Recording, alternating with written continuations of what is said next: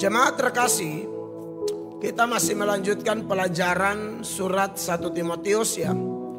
Dan hari ini saya mau ajak kita baca dari ayat 16 sampai ayat 18 dulu lah ya. Ayat 16 sampai ayat 18 dari 1 Timotius pasal 1. Ayo kita baca sama-sama. 1, 2, 3. Tetapi justru karena itu aku dikasihani agar dalam diriku ini sebagai orang yang paling berdosa, Yesus Kristus menunjukkan seluruh kesabarannya. Dengan demikian aku menjadi contoh bagi mereka yang kemudian percaya kepadanya dan mendapat hidup yang kekal. 17.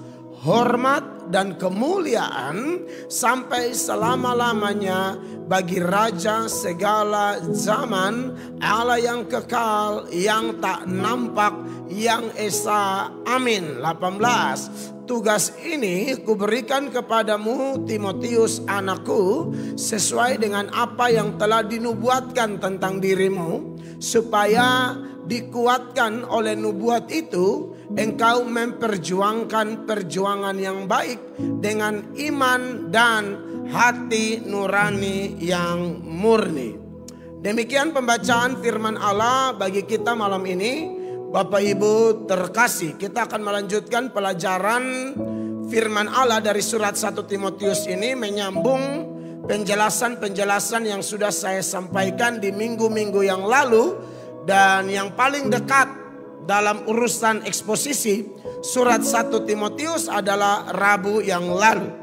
Di Rabu yang lalu, saudara-saudara, di sekitar akhir renungan atau khotbah yang saya sampaikan kepada jemaat sekalian, saya ingatkan bahwa betapa pentingnya kesaksian hidup dari seorang pelayan Tuhan.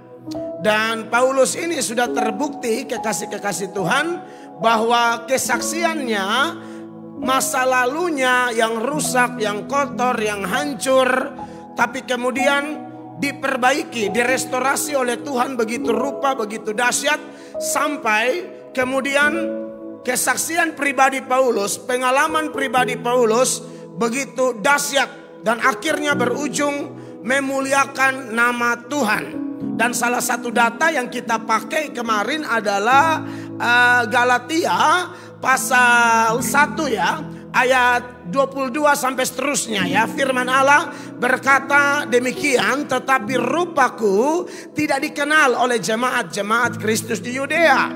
Ya, kemudian mereka hanya mendengar bahwa ia yang dahulu menganiaya mereka, sekarang memberitakan iman yang pernah hendak dibinasakannya. Lalu 24 mengatakan, dan mereka memuliakan Allah karena aku. Bapak Ibu yang diberkati oleh Tuhan Yesus, mereka memuliakan Allah karena aku. Dalam artian apa, saudara-saudara? Pertobatan Paulus ini, perubahannya begitu drastis, 180 derajat. Ya, itu betul-betul metanoia, perubahan pikiran yang tak bisa dihindari. Kalau pikiran sudah berubah, manifestasinya adalah perubahan perilaku, saudara-saudara. Bukan hanya pandangan, bukan hanya doktrin, tapi karakter dari si Paulus ini berubah begitu luar biasa. Sampai ini ayat bilang, mereka memuliakan Allah karena aku. Dan ini juga yang Tuhan minta sebenarnya bagi saya dan Bapak Ibu jemaat sekalian, bahwa pelayanan boleh hebat, khotbah boleh hebat, fasilitas pelayanan boleh menunjang dan lain sebagainya, boleh asik sementara, liturgi ibadah berjalan, tapi kalau keluar di luar sana, kita punya perilaku, kita punya tutur kata, kita punya pola hidup, tidak menuturkan adanya perubahan. Orang macam begini yang jadi batu sandungan. Orang macam begini yang bikin kacau pelayanan. Orang macam begini yang kadang-kadang jadi palang pintu sorga bagi orang lain.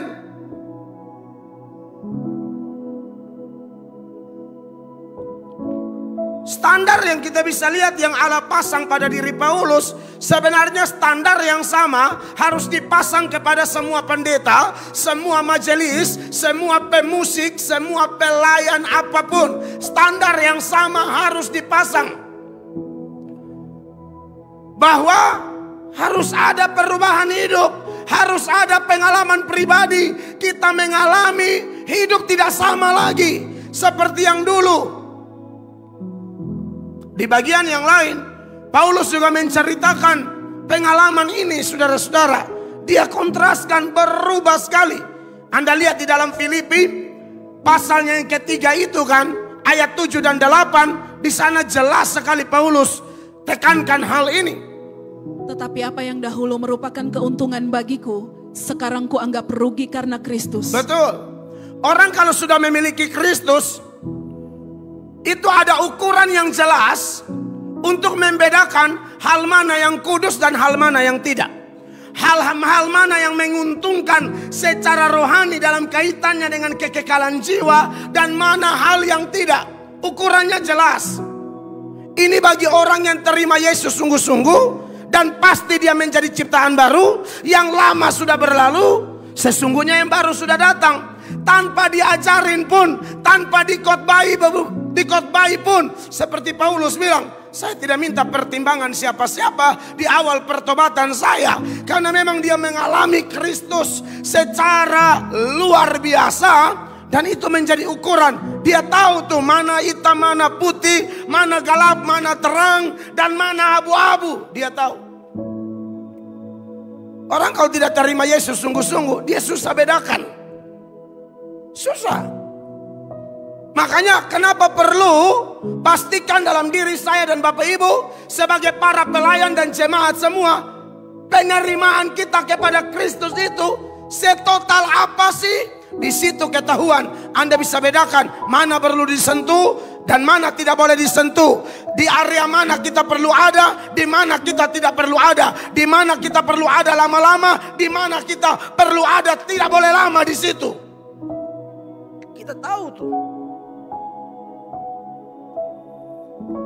Kita semua ini kebanyakan orang Kristen. 1-2 di sini saya mantan non Kristen yang kemudian masuk Kristen kan. Kita semua ini dulu Kristen model apa? Saudara-saudara coba evaluasi. Kita tidak memiliki Yesus sungguh-sungguh. Mungkin kita tahu Yesus, kita tahu gereja, kita tahu salib itu lambang Kristen. Kita tahu hari-hari raya gerejawi, Natal, Paskah, Reformasi dan lain sebagainya. Tapi Anda lihat, semua lompor pun kita raba. Bahkan kita berenang di dalam. Padahal labelnya apa? Salib. Nama diambil dari mana? Alkitab. Semua kita raba karena kita tidak seperti Paulus yang terima Yesus tuh terima sungguh-sungguh. Jadi tidak ada waktu lagi main-main lumpur, tidak ada waktu lagi korek-korek kotoran. Makanya 8 dia bilang begini. Malahan segala sesuatu ku anggap rugi karena pengenalan akan Kristus Yesus Tuhanku lebih mulia daripada semuanya. Betul. Oleh karena dialah aku telah melepaskan semuanya itu dan menganggapnya sampah supaya aku memperoleh Kristus. Sampah itu kayak kotoran-kotoran. Paulus sudah bisa rasa.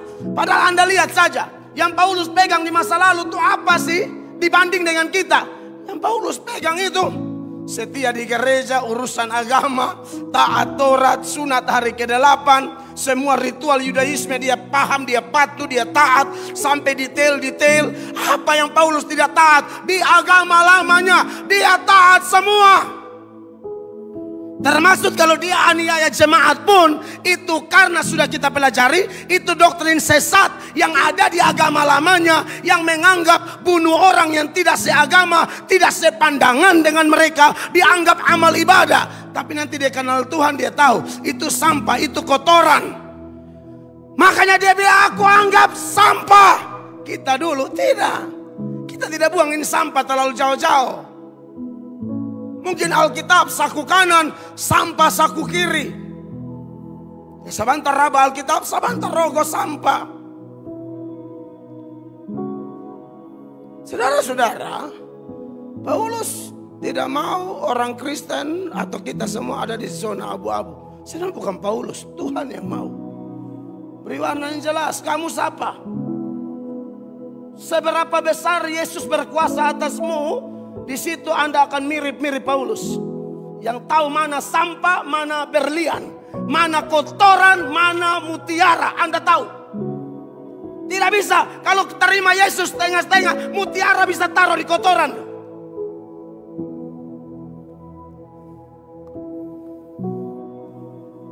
Saya lihat orang terima Yesus apa dia?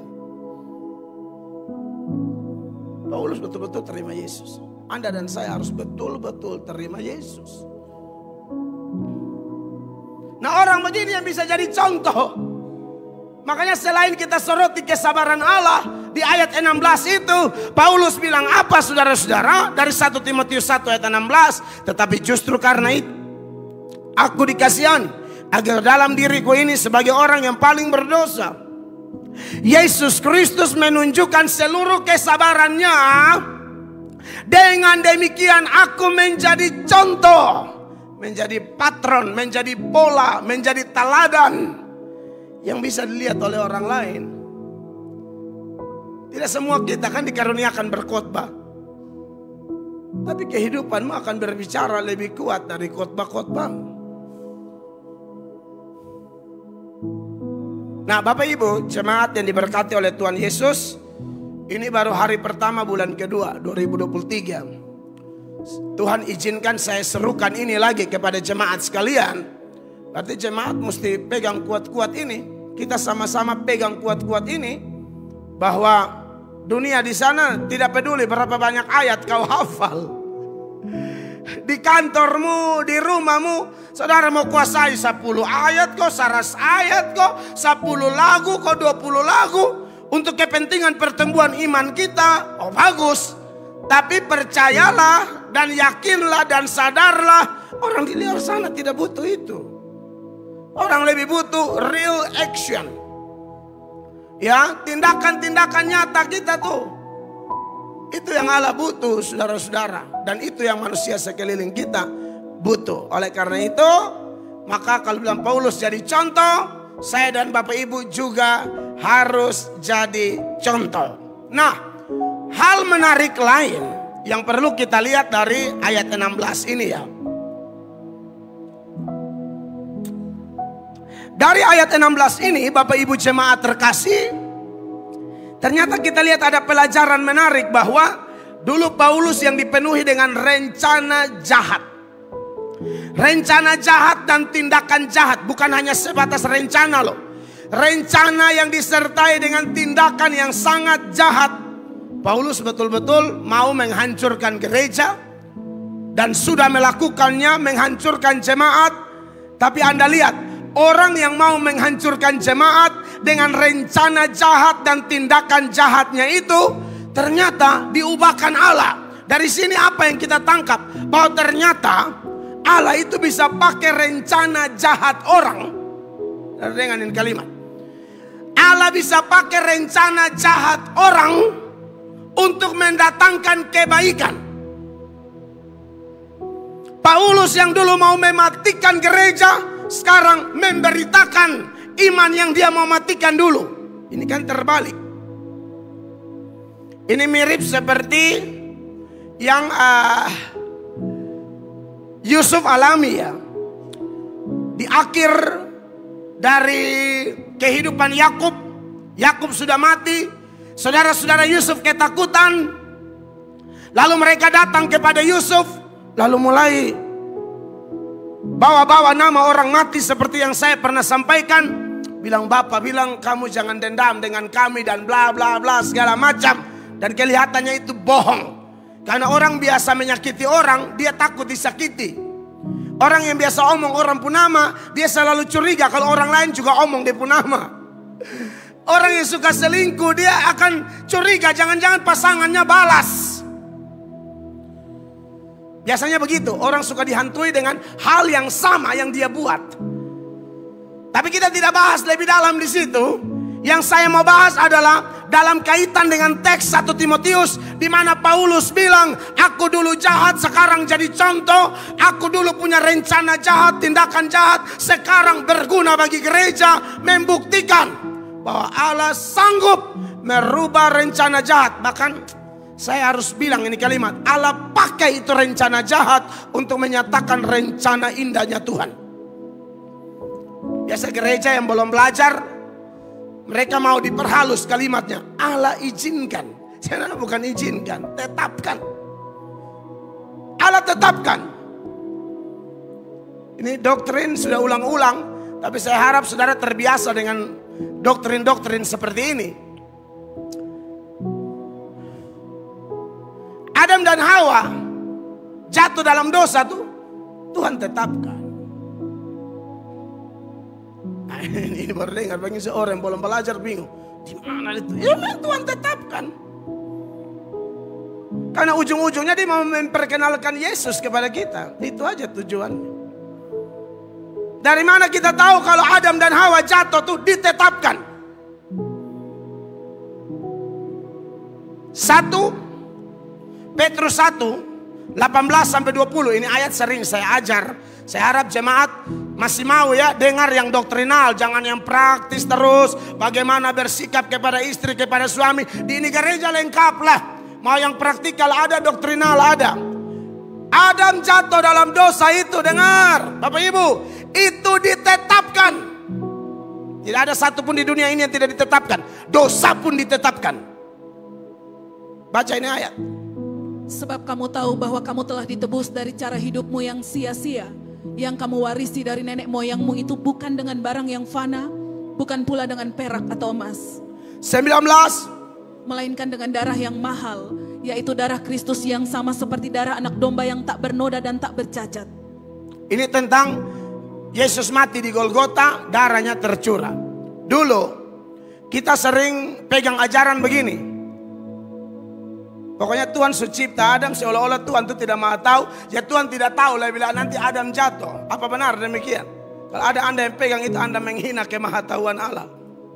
Masa dia tidak tahu Adam jatuh? Dia tahu.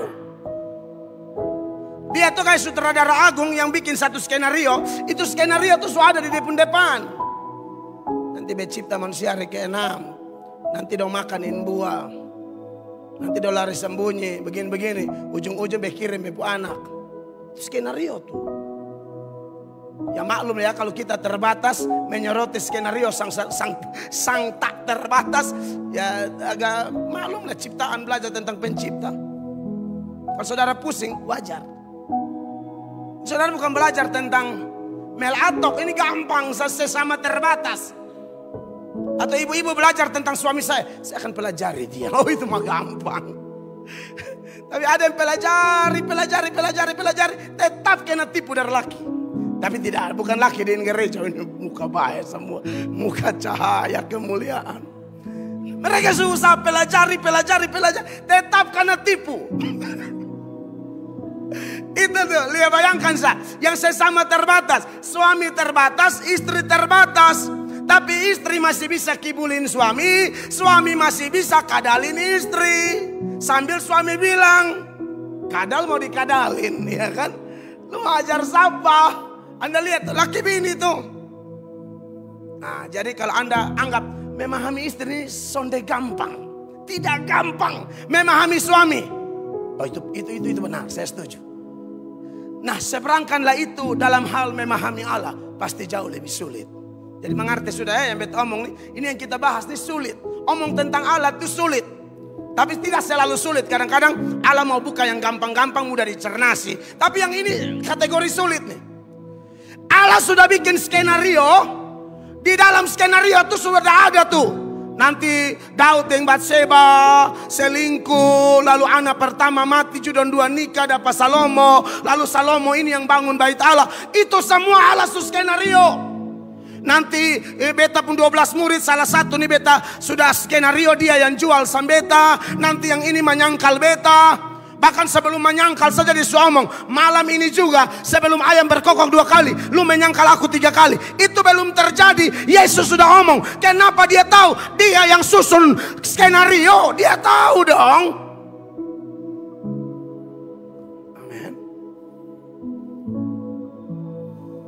Ya, puji Tuhan lah di gereja biasa makanan begini dia paham. Sama gereja ajar ini. Tapi ajar di lain, masih di pertengahan ajaran langsung gelisah. So omong apa nih? So omong apa? Akhirnya saya mengerti sampai habis. Itulah bodohnya mereka, tidak mau dengar baik-baik. Jadi Adam jatuh di apa? Ditetapkan. Apa dasarnya? 20 bilang begini, saya baca ya. Iya, ini Tuhan Yesus nih. Telah dipilih kapan? Sebelum dunia dijadikan. Tetapi karena kamu baru menyatakan dirinya pada zaman akhir. Jadi Yesus mati di Golgota itu sudah dipilih, sudah ditetapkan sebelum dunia jadi. Dunia sebelum ada, apalagi Adam. Kan cipta dahulu Adam hari ke-6 dan Hawa. Oke, sampai di situ. Adamnya saja belum ada, apalagi dosa. Kenapa penebus sudah ditetapkan? Karena memang Allah sudah atur, dosa pun akan ada supaya ini bisa ada fungsi. Sampai sini mengerti? Puji Tuhan.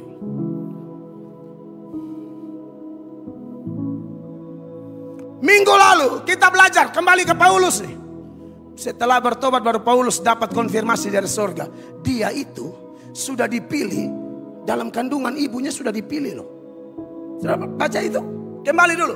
Galatia 1 kembali. Ini kita baca pelan-pelan 15 sampai 17. Tetapi waktu Ia yang telah memilih aku sejak kandungan ibuku dan memanggil aku oleh kasih karunia-Nya.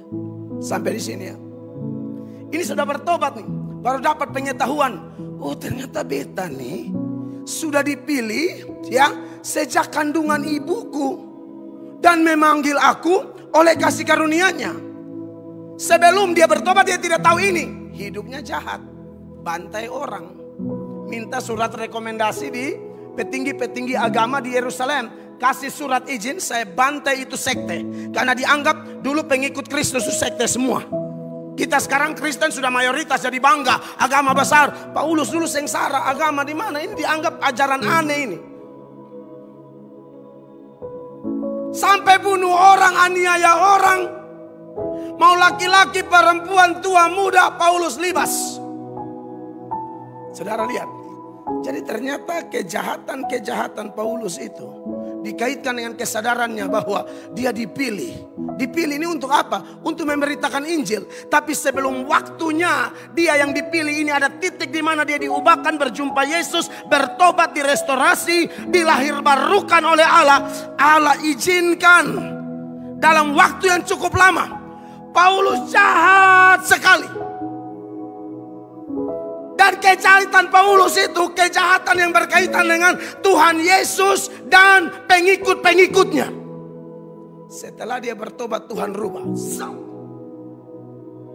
Dulu sangat benci, sekarang kau beritakan. Di situ orang yang cerdas akan berpikir, wah berarti yang salah Paulus. Ini ajaran terlalu luar biasa. Ajaran yang pernah dia mau matikan. Ajaran yang pernah dia injak-injak. Ajaran yang pernah dia serang. Sekarang dengan begitu semangat berapi-api dia beritakan. Makanya di ayat 22 tadi itu, kembali lagi dari Galatia 1 ini dikatakan, tetapi rupaku tetap tidak dikenal oleh jemaat-jemaat Kristus di Yudea. Iya, 23. Mereka hanya mendengar bahwa Ia yang dahulu menganiaya mereka sekarang memberitakan iman yang pernah hendak dibinasakannya. Dulu dia mau aniaya kami gara-gara iman kami kepada Yesus. Sekarang dia beritakan Yesus. Allah rubah rencana jahat, tindakan jahat, bahkan Allah pakai untuk mendatangkan kebaikan. Ini seperti yang saya bilang tadi, Yusuf. Mereka rancang yang jahat. Orang kalau tidak seperti Yusuf, tidak seperti Paulus, yang adalah contoh orang-orang yang mengalami Tuhan secara pribadi, Anda tidak akan mengerti bahwa semua luka, semua duka, semua kesakitan, bahkan semua kejatuhan, semua dosa yang pernah terjadi di masa lalu Anda dan saya itu Allah izinkan. Sampai waktunya Allah rubah kita supaya kita menjadi kesaksian. Karena besar kemungkinan kita akan ketemu orang-orang yang kesaksiannya, latar belakangnya mirip kita dulu. Jadi kita bisa angkat mereka. Dia baru bersaksi, saudara berbagi. Saya dulu kayak kau. Begini. Tambah ayat, kesaksian hidup, pengalaman, klop. Roh Kudus bekerja. Orang ditolong.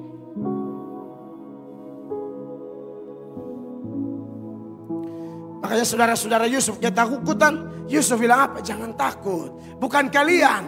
Allah yang suruh saya mendahului kalian. Pernah baca ya Kejadian 45 ayat 5 ya Bapak Ibu ya.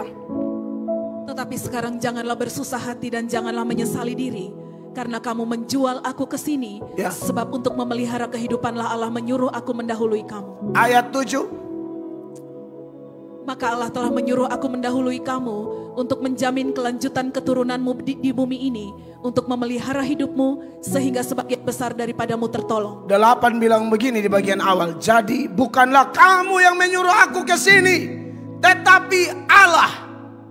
Dialah yang telah menetapkan aku sebagai bapa bagi Firaun dan seterusnya.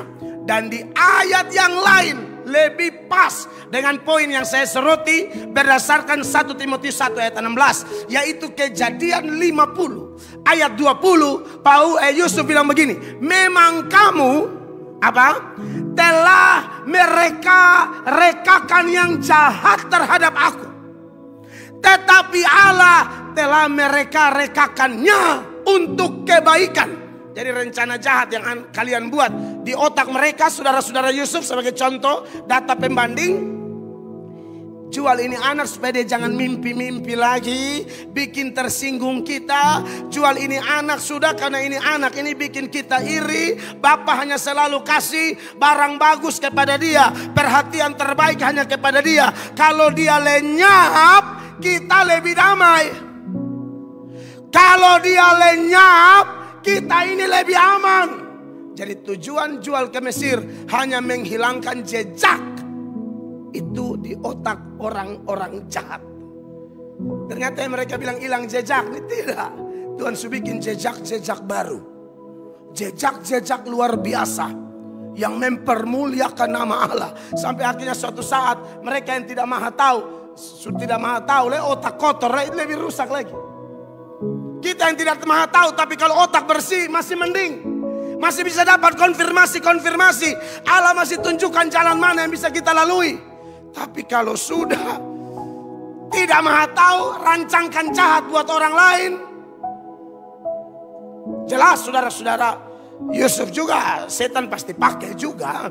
Tapi mau setan, mau siapapun di belakang mereka, termasuk dulu setan di belakang Paulus, Allah bisa pakai itu semua jadi kebaikan.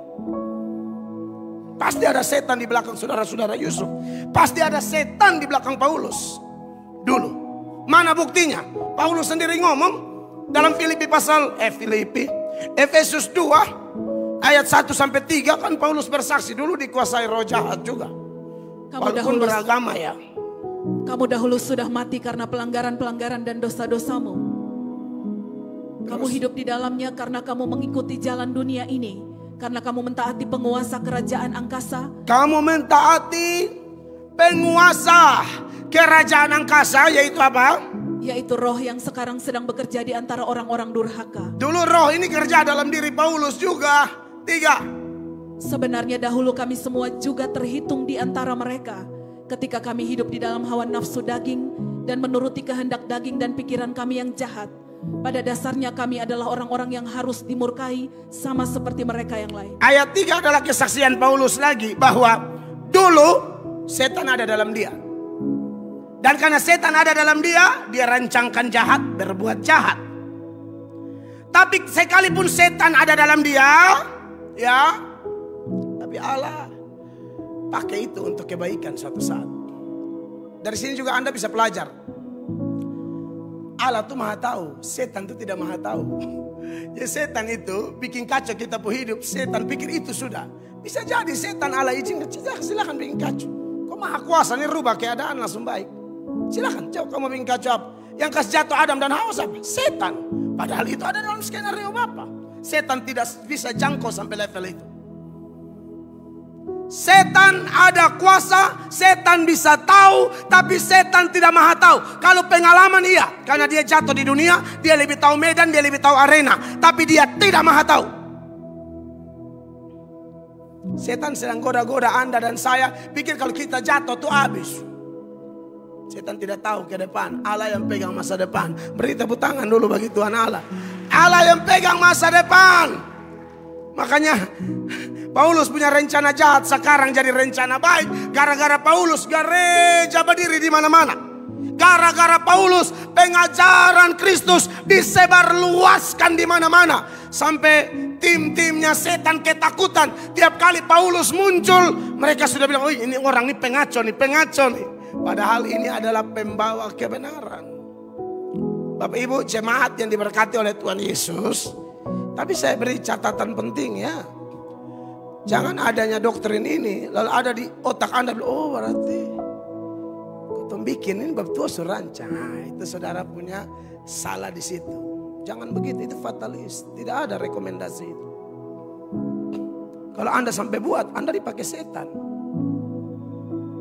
Karena saya sudah tekankan, saudara-saudara Yusuf dipakai setan. Paulus dulu dipakai setan. Apakah orang yang mendengar ini lalu salah tafsir dan salah praktek? Apakah benar-benar juga akan mengalami seperti Paulus? Kita tidak tahu. Jadi jangan sembarang. Saudara tidak seperti Paulus. Paulus sudah bertobat baru dia tahu. Oh, dulu tuh ternyata begini. Allah ubahkan. Tapi kan tidak semua orang begitu. Saul mati tidak bertobat. Saul mati tidak bertobat. Itu Korah, Datan, Abiram yang melawan Musa di telan bumi. Bayangkan kalau mereka ada pikiran begitu. Berarti kalau dengar khotbah begini kita sengaja bikin dosa saja. Toh Tuhan sudah atur. Siapa yang ajar begitu? Kalau kita kasih tahu hal ini bahwa Allah bisa rubah rencana jahat menjadi rencana baik. Bukan suruh kita bikin jahat. Semoga Allah pakai jadi rencana. Loh, siapa kita? Kita hidup itu ikut Tuhan punya firman. Amin. Soal Allah rancangkan itu seperti apa kan sudah kita belajar. Itu urusan Allah, bukan standar kita. Itu tersembunyi. Bagi kita itu yang dinyatakan. Jadi jangan pakai yang tersembunyi. Itu sudah salah rumus itu. Bagaimana kalau Anda coba-coba nekat sudah pakai yang tersembunyi, ternyata Anda nasib seperti Yudas, mati bunuh diri. Mau? Makanya jangan. Pakai aja apa yang dinyatakan.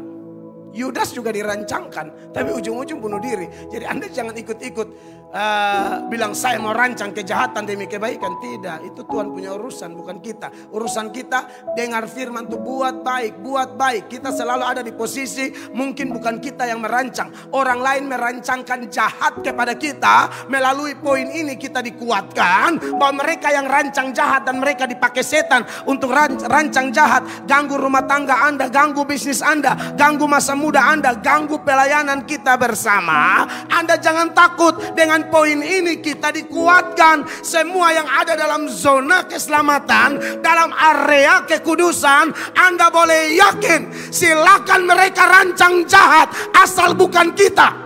Ulang. Silakan mereka rancang jahat asal bukan saya dan saudara. Rancangan-rancangan mereka itu Allah bisa ubah untuk kebaikan kita. Yang setuju beri tepuk tangan yang meriah bagi Tuhan. Ada orang yang begitu jahat sama anak Tuhan. Kasih jatuh dia di kantor lah. Kasih jatuh dia tahu-tahu dia bingung. Ini orang kita omong sendiri, adu domba dia dengan bos. Tapi heran, Tuhan tetap angkat dia. Nah, itu poinnya, maksudnya itu. Amin. Sudah jangan pakai perilaku grup anak setan. Kita kan khotbah ini untuk membawa kita dalam grup anak Tuhan. Area wilayah anak Tuhan. Kecuali memang ada beberapa saudara di sini yang memang dua kaki, beta sulit tebak Anda pun hidup. Makin lama kita khotbah ini supaya Anda keluar, jangan dua kaki. Satu kaki saja, satu wilayah saja. Jangan dua wilayah. Itu kan tujuan kita berteriak. Mas khotbah capek-capek baru bilang, tetap dua wilayah. Dua wilayah dari mana? Satu wilayah. Wilayah namanya wilayah bertobat. Tidak ada wilayah kompromi.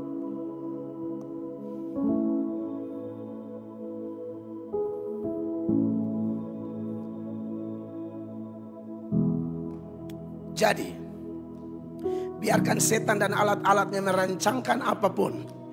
Kita tetap mengampuni, doakan musuh, berbuat baik. Amin, saudara.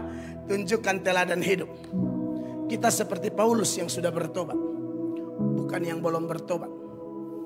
Kalau saya masih yang belum bertobat, berarti ini malam Tuhan panggil Anda untuk bertobat. Saya harap Anda mau. Anda tidak mau, percayalah, saya sangat sungguh-sungguh mengkhotbahkan ini. Dan saya harap ada hasil. Saya sangat sungguh-sungguh meminta dari minggu ke minggu. Setiap kali saya diizinkan Tuhan bicara, pasti saya teriak, ayo berubah, ayo berubah. Karena saya tahu setan itu jahat. Kita bisa gereja minggu lalu, Senin kita sudah bisa gila lagi loh.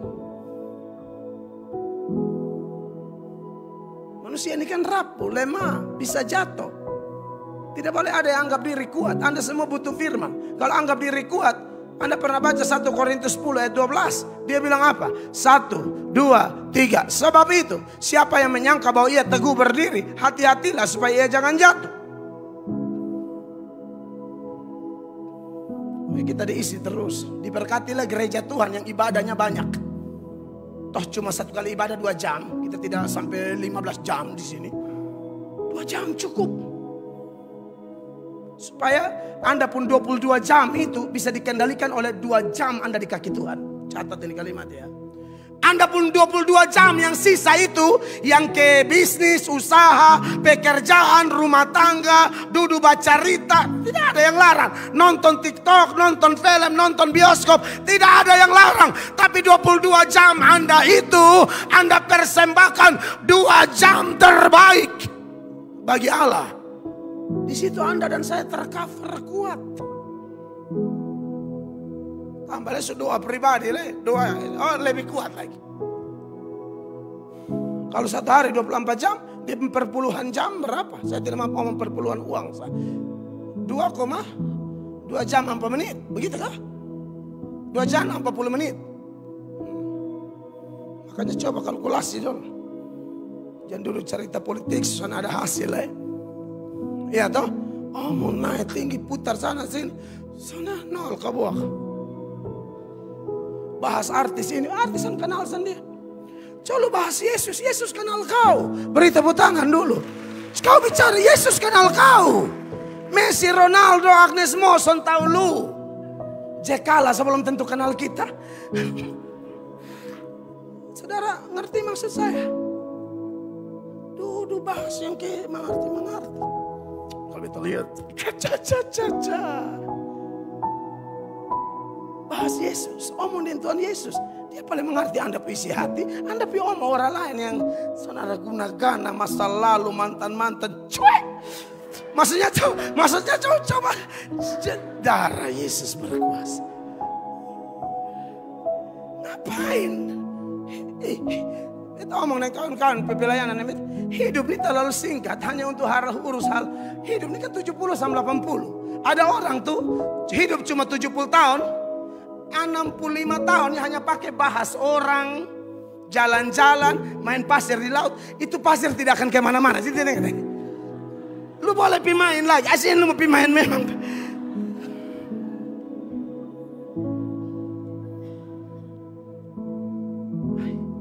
Hidup cuma 70-80. Singkat sekali. Saya dan Ibu Gembala baru-baru di Tangerang KKR. Karena kita rombongan, karena panitia biayai juga anak-anak pun tiket. Oh makasih ya, bawa sana dulu. Jadi mobil 2 aja saya dengan gembalanya. Gembala Pamel dan pengalaman pelayanan saya tuh. Banyak orang bertobat, kebanyakan Pamel, enggak semua tapi kebanyakan. Yang pertama, 1, susun ada uang. Menurut dia, pengalaman dia, susun ada doi. Yang kedua, susun kuat lah. Umur 50, 60, mau pergi lah perempuan juga. Mau bikin apa? Mau minum telur madu, apa telur pijar. Sampai titik telur di mata. Percuma saya. Hah? Lu ini berapa?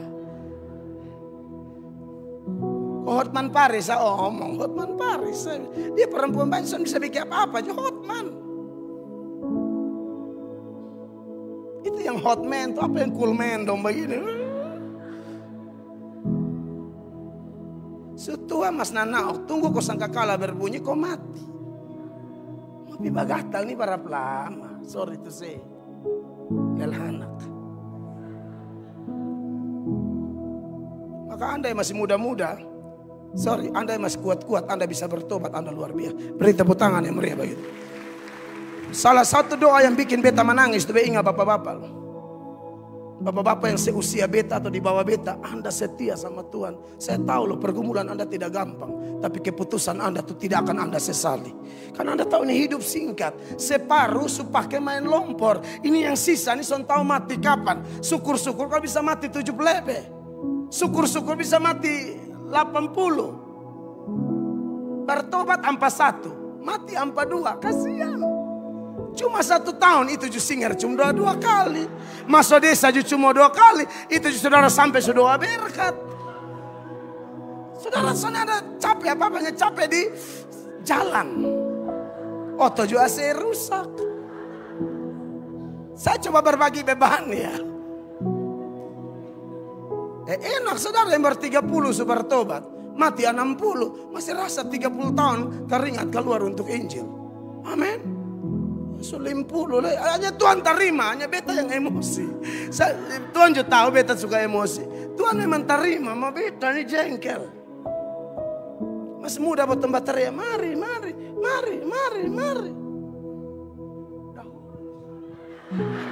Padahal katong ini maksudnya apa? Mau menarik gitu loh dari gelap menuju ke terang. Alasan terlalu banyak.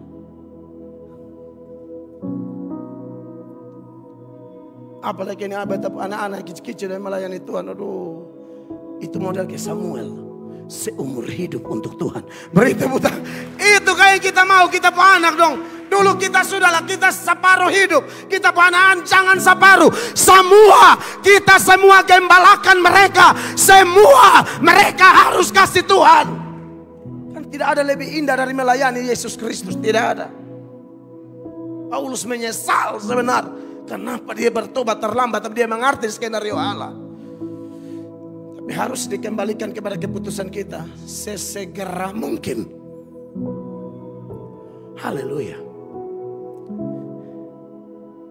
Jadi kekasih Tuhan, saya senang bisa berbagi ini kepada jemaat semua ya.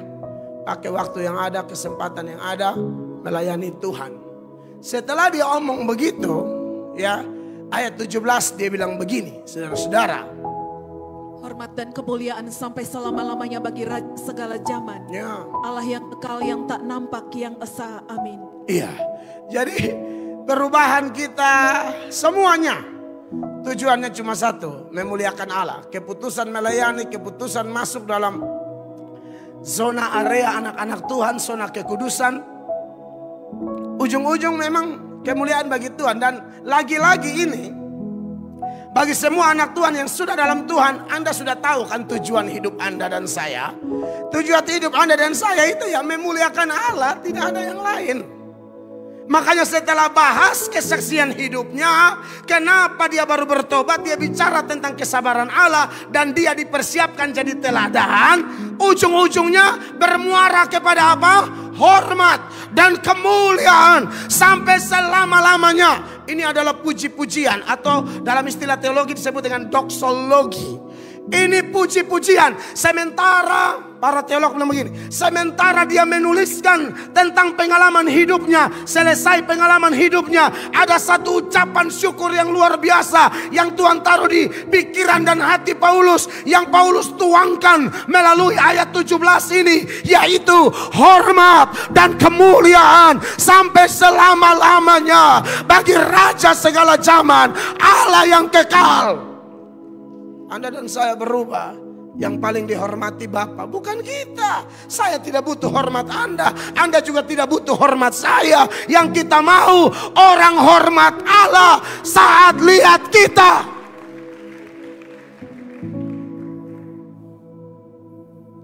Nebukadnezar begitu bengis, begitu jahat, bikin aturan, dirikan patung, semua orang harus sembah. Patung yang kudirikan, tidak sembah, saya buang ke perapian yang menyala-nyala. Hanya 3 pemuda Ibrani yang sangat berani. SMA Sadrak, Mesak, Abednego. Mereka pegang prinsip. Di negeri kafir kita tidak boleh jadi kafir. Kita yang mempengaruhi orang, bukan kita yang dipengaruhi. Hati-hati di mana komunitas Anda berada. Kalau memang Anda tahu Tuhan pakai Anda di sana, harusnya Anda jadi garam. Garam itu sifatnya mempengaruhi, bukan dipengaruhi. Sadrak, Mesak, Abednego berhasil jadi garam. Nebukadnezar yang pokoknya bilang Allahku paling hebat. Akhirnya Nebukadnezar puji Tuhan Allah Israel gara-gara ini 3. Saya kasih tunjuk deh mulai ayat 28 dari Daniel 3. Dikatakan apa di sana? Berkatalah Nebukadnezar, terpujilah Allahnya Sadrak, Mesak dan Abednego. Yes. Ia telah mengutus malaikatnya dan melepaskan hamba-hambanya. Yang telah menaruh percaya kepadanya dan melanggar titah raja. Dan yang menyerahkan tubuh mereka karena mereka tidak mau memuja dan menyembah Allah manapun. Kecuali Allah mereka. Si kafir, si bengis, si kanibal ini, yaitu Nebukadnezar namanya, bisa-bisanya berkata, terpujilah Allahnya Sadrak, Mesak dan Abednego. Kenapa? Mereka pertahankan hidup benar sekalipun di daerah orang-orang kotor. Mereka pertahankan hidup suci sekalipun di negeri kafir. Walaupun cuma 3 orang. Tahu lawan berapa puluh juta orang. Ini 3 orang berhasil membuat kepala penjahat, kepala setan di bumi waktu itu di Babel, yaitu Nebukadnezar, berubah dan memuliakan Allah. Tanya kepada dirimu Bapak Ibu jemaat pemuda-pemudi, berapa banyak orang memuliakan Yesus? Lihat Anda dan saya. Berapa banyak orang puji Yesus karena lihat kamu? Tanya, periksa. Pernah tidak orang lihat kamu, orang bilang Yesus terlalu luar biasa, Tuhan berkati ini Pak, Tuhan Yesus baik. Berapa banyak? Atau Anda makan puji di Anda keluarga, makan puji di Anda pencapaian? Stop. Itu semua tatua di lubang kubur. Anda berhasil atau tidak menurut pandangan Allah, ukurannya adalah melalui hidupmu orang memuliakan Tuhan Yesus. Melalui hidupmu orang datang pada Yesus. Melalui hidupmu orang terima Yesus. Bukan hanya sebatas wih pangkat sunayo, tapi orang puji Yesus. Karena orang lihat memang dekat dengan pejabat, jadi Yesus tidak dapat tempat. Pikirkan itu. Bisa bersyukur bisa kenal orang. Pribadi yang paling tonjolkan Tuhan Yesus.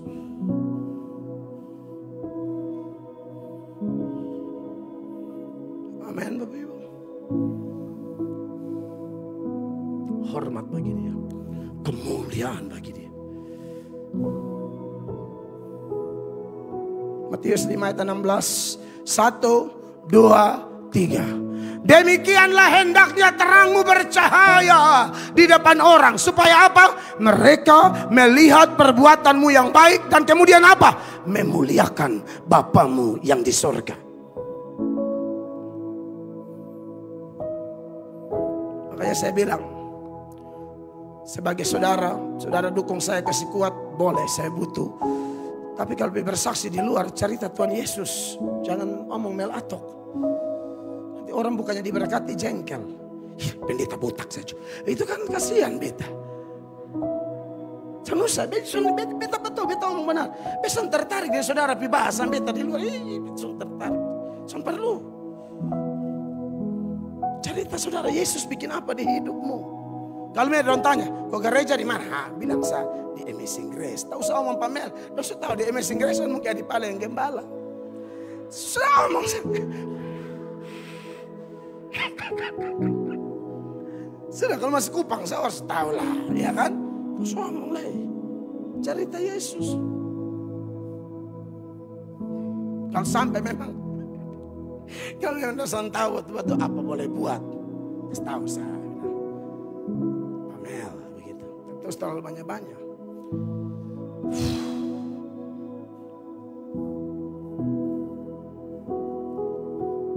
Tuhan kurang kasih sayang, sudah pada Tuhan. Makanya jarang ketemu foto jam tangan, karena kau tuh butuh kasih sayang. Foto mobil untuk Saya jangan salah mengerti. Oh, iya kau son boleh foto le sonde. Saya tahu saudara foto tuh keluarga memang diberkati. Amin. Tapi ya kembali kan uji motivasi. Ada orang tuh video cuma jam dan cincin. Jadi muka tuh setengah. Jadi video tuh pas ada kayak bikin apa. Jadi lihat jam dan cincin. Ini sukar mana nih.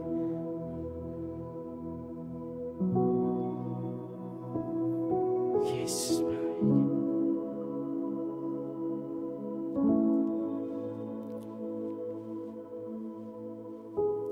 Berujung doksologi, puji-pujian, penyembahan bagi Tuhan. Mari kita lihat satu-satu bagian per bagian dari ayat 17. Don.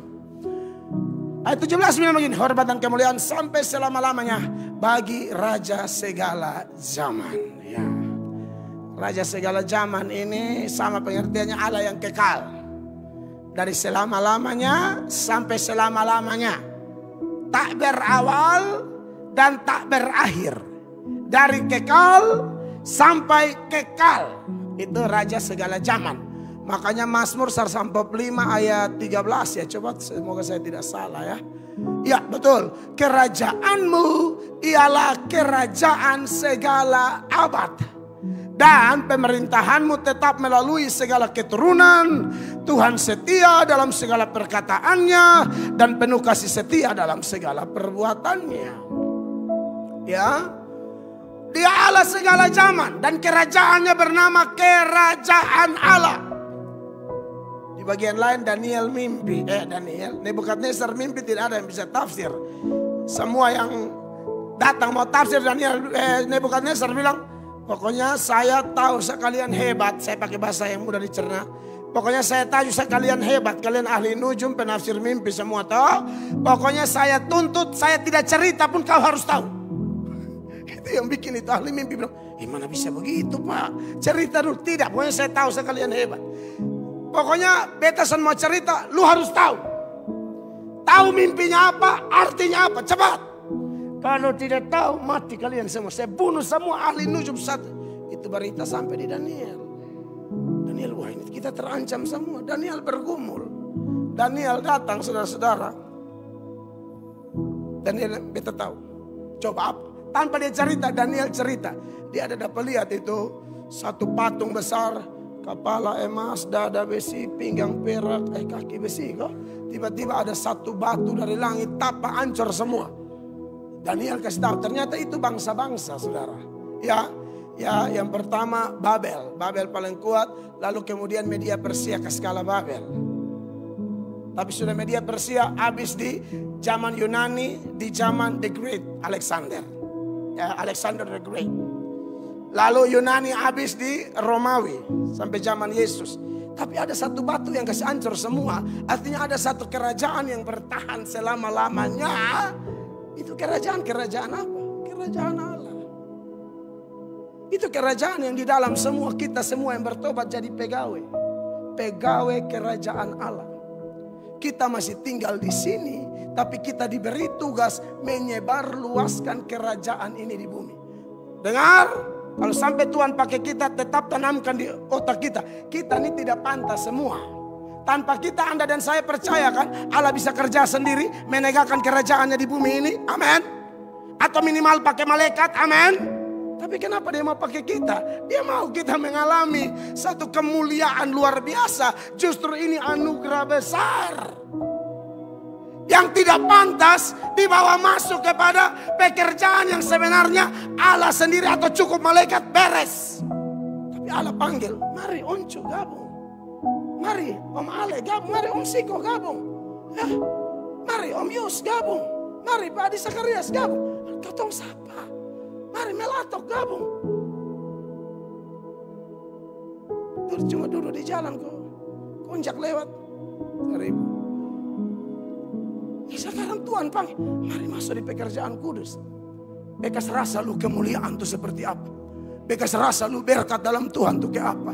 Beta kasih rasa lu hadirat Allah itu apa. Beta kasih rasa lu cinta akan Yesus. Dan Yesus punya cinta itu kayak apa. Tidak betul nih sapan. Biar dulu di jalan kok 3 tahun. Dan yakin kalah. Tahu judi 3 tahun. 3 tahun berat. Samgong 3 tahun. TJ. Poker, kuru-kuru, dadu putar, bola guling. Sampai tak guling-guling. Penutup KKR makan dengan pelayan semua. In pelayan semua ternyata mantan penjudi. Bukan penjudi yang katong 2 juta, 3 juta. Ini semua. Dong berbagi. Dong ajak beta ke negara tertentu. Dan bilang, Pak, di sana ada kasino. Itu tempat kita main di sana. Saya suruh ulang-ulang lewat-lewat di kasino. Di Vegas, di Macau, di Sydney. Dan bilang, kalau ini beda, ini di Asia Tenggara. Dan kami semua nih uji diri kami, Pak. Kami kalau sampai ke kasino dulu belum kenal Tuhan. Ini hati nih bagaru. Tapi satu kali suka kenal Tuhan, saya uji diri. Satu bapak bawa sen banyak, bawa 100 juta. Bawa 100 juta di tas. Masuk ini kasino dengan istri ini. Ini hati nih tidak ada gairah apa. Saya ambil ini uang 100 juta. Ma, belanja yang lu mau. Puji Tuhan Bapak suberes. Tapi saya bilang, tapi jangan begitu-begitu juga kali Pak. Jangan uji-uji. Jangan bapak-bapak di sini tes PKD. Coba beta berdiri. Tahu siapa? Model mati angin. Begini Mbak Ramas mati. Tahu saya diam-diam. Ikut ibadah. Amin. Masa?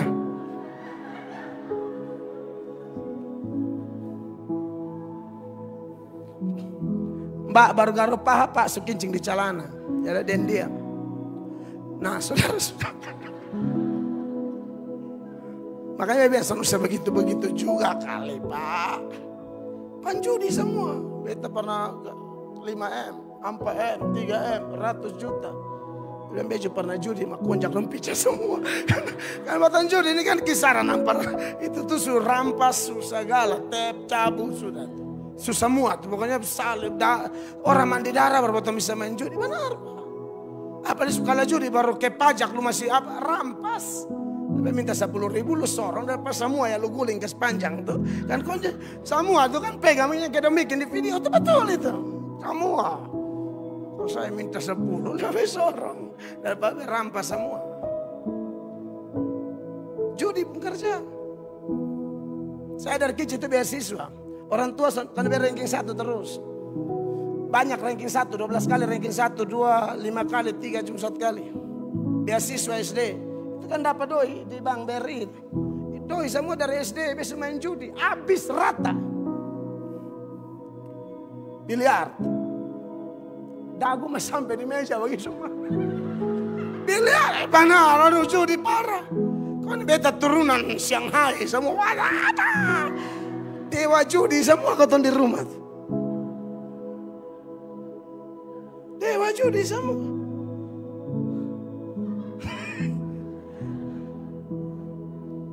Di ketong tuh pakai prinsip kayak calontong di ketemu rumah. Pokoknya 1 sampai 5 tuh Pancasila. Setelah itu uang. 1 sampai 5 Pancasila, mas setelah itu doi. Kacau besar, tapi Tuhan ubahkan mereka. Saudara, kita yang kotor-kotor dibawa masuk ke dalam kerajaannya. Ini luar biasa. Amin. Melayani dia sungguh-sungguh. Buat baik. Tuhan dapat hormat. Tapi Tuhan itu tidak kakek. Itu hormat yang orang kasih di Tuhan. Tuhan bagi sedikit di kita nanti. Makanya Yohanes 12 ayat 26 bilang begini. Mari kita baca sama-sama dulu. 1, 2, 3. Barang siapa melayani aku, ia harus mengikut aku. Dan di mana aku berada, di situ pun pelayanku akan berada. Barang siapa melayani aku, ia akan. Kita berubah, kita pelayan orang hormat Bapak. Bapak hormat ketemu. Maka Pagu tanya, mungkin lu siapa? Atau Pak Wali kan mungkin belum kenal toh. Ini Bapak Anda baru masuk. Tuhan ini Mel. Oh beta, mari. Tuhan kenal siapa yang melayani dia. Tuhan kenal siapa yang 1 kaki sekarang. Pokoknya sudah jelas warna, bukan 2 kaki. Cara mencari hormat siapa? Kalau beta mencari hormat Tuhan Allah. Titik.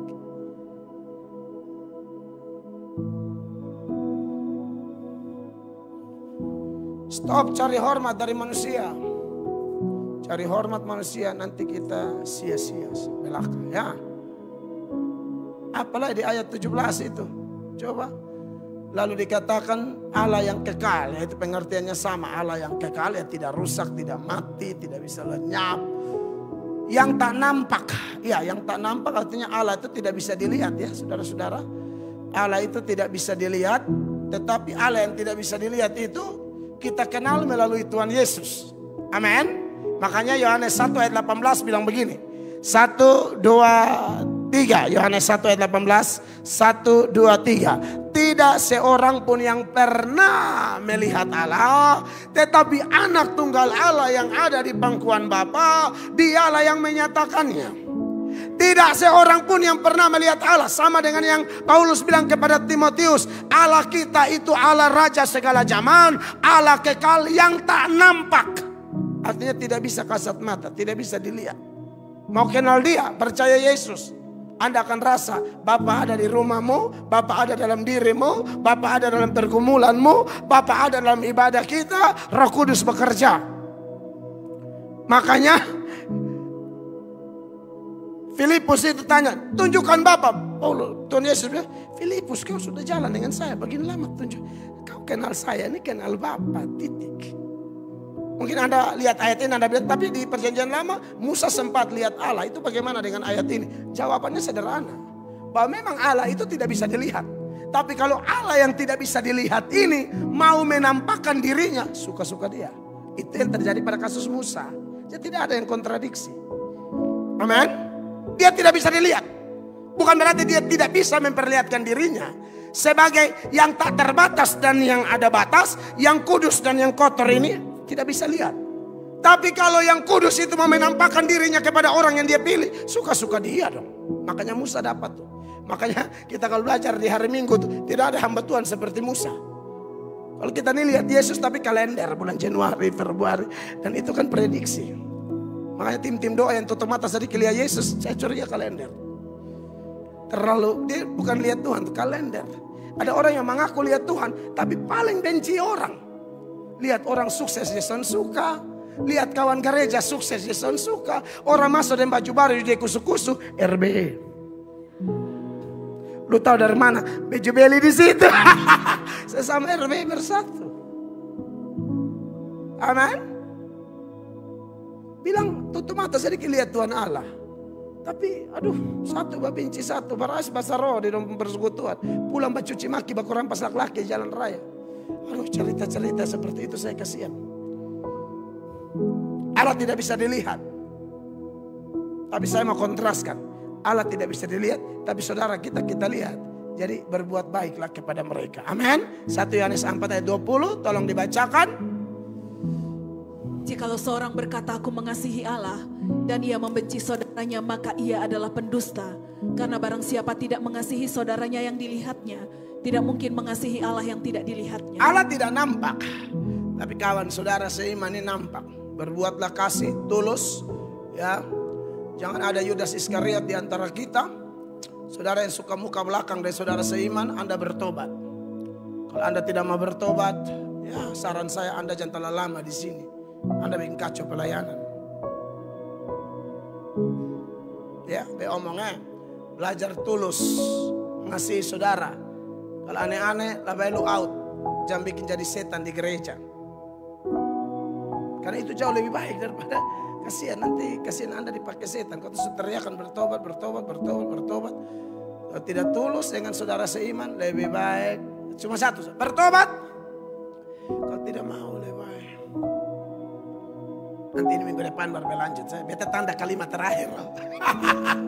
Tapi saudara, bukan orang baik semua. Beri tepuk tangan yang meriah bagi Tuhan Yesus. Saya selesai. Mari kita berdiri, kekasih Tuhan. Tuhan baik. Haleluya.